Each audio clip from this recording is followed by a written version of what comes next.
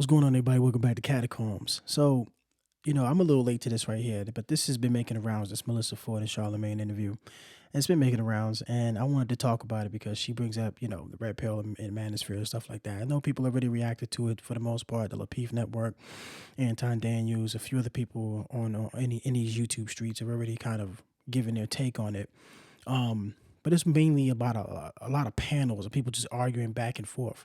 And I want to play what she says if you haven't seen it yet, and then I'm gonna give my take on it, and then we'll go from there. Something happened. Yeah. And I think that we got to remember that about each other. Yeah. I think you talk a lot about our algorithms being very subjective, and we can create these algorithms, and sometimes there's stuff that just kind of gets funneled to us. But I will admit that my algorithm is very specific. There's a lot of cats and dogs in there because for the, just I need the laughter and I need just, the good heartfelt moments. There's a lot of travel because I'm constantly thinking about where I want to go next and what part of the world, part of the globe I need to see. There's a lot of women empowerment stuff. But a lot of times when you do have the women empowerment part of your algorithm, a lot of the other side is going to filter itself in. And that's the gender war-y, masculinity versus femininity, whole rhetoric and stuff like that. And it does start to, kind of have an effect on you. I guess it's not that I don't believe that there is a huge swath of the male population that is interested in growth and evolution and their mental health. I'd absolutely believe that. I think that the ones that aren't, I think that the manosphere, red pill nation podcast bros, I think. All right, so I want to talk about that. But what the hell is a podcast, bro? Because before this and before I saw, I never heard of podcast bros. People are trying to, the passport bros, man, are really, the passport bro, the passport bro movement has really taken shape out here, man. Now everything's a bro. The podcast bros, the tech bros, the car bros, and now I mean, come on, man. I've never heard of podcast bros and all this other nonsense. But I want to point out something. You see how she was talking about the algorithm, which is very true. Whatever you watching, consistently, the algorithm will start feeding you that stuff pretty, like consistently. It makes sense. But you saw how she was talking about women empowerment and all of that stuff. When it was women stuff, she was actually kind of like, oh yeah, this is really good. She had a more positive tone. Then she said the other side, aka the what men have to say. So so everything, when women are talking and women are getting their thoughts and feelings out, everything's cool. But when men do the same thing, all of a sudden it's a problem. You see how I hope y'all actually caught that. It becomes a problem. Now she's saying that there's men that really want to, have growth and really want to take care of their mental health. So people who don't have the same type of ideas as this woman here, somehow they need mental help. That's what I'm getting out of it. I don't know. I mean, you let me know in the comment section, but it just seems like anything that's on the female side is good and positive and all heavenly. But the moment men start saying, well, hold on a second, and they have their thoughts and their feelings and their opinions and they start expressing all that stuff, all of a sudden it becomes a bad thing. It's just, I'm just so weird. It's a weird observation here, but let's keep going.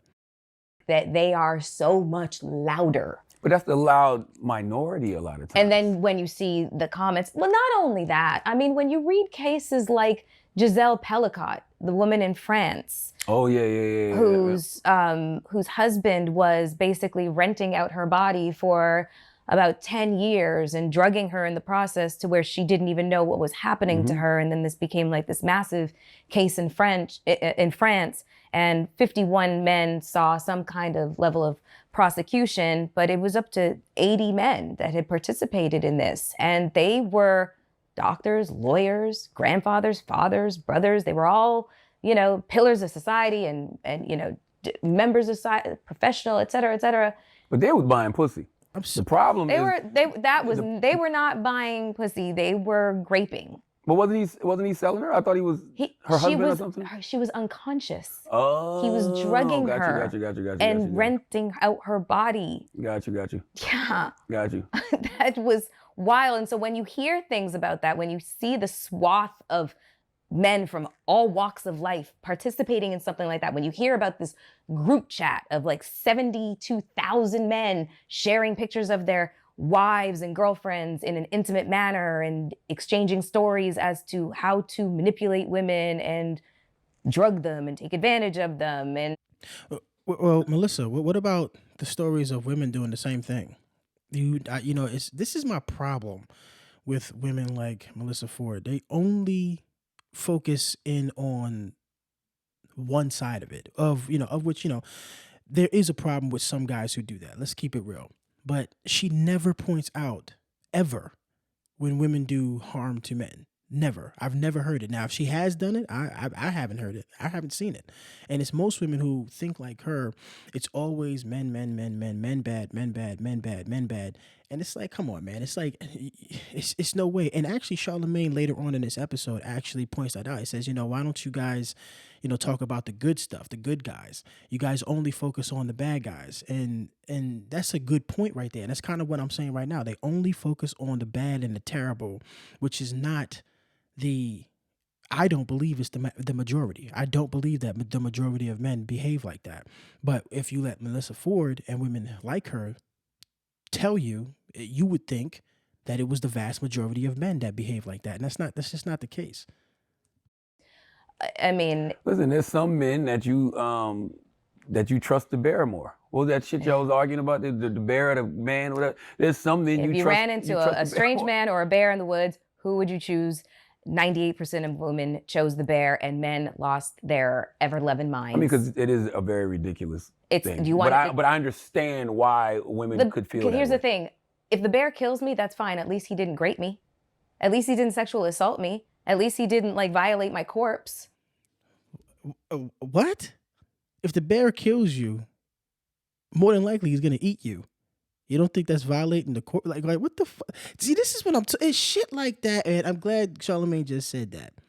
It's a ridiculous argument, but listen, look at her face. She's dead serious what she just said. She's dead ass serious. It's absolutely astonishing some of the stuff that comes out of these women's mouths, man. It's incredible.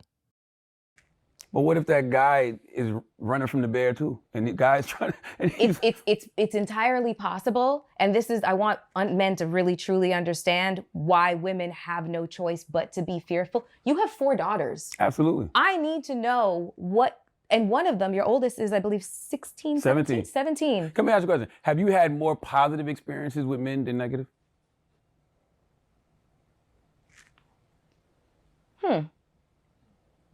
That's an interesting question. I have had extraordinarily fulfilling and have fulfilling platonic relationships with men. Absolutely. So, I have had not the greatest personal romantic relationships with men. So based off that, you know that all men aren't terrible human beings. I do know that. However, I will say this. You want to know one of the reasons why women watch all that murder, death, kill stuff, all the serial killer stuff?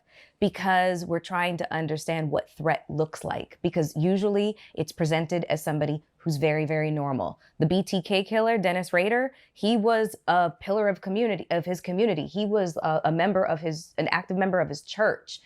John Wayne Gacy, same thing. Like the evil. But why they don't ever do the positive stories?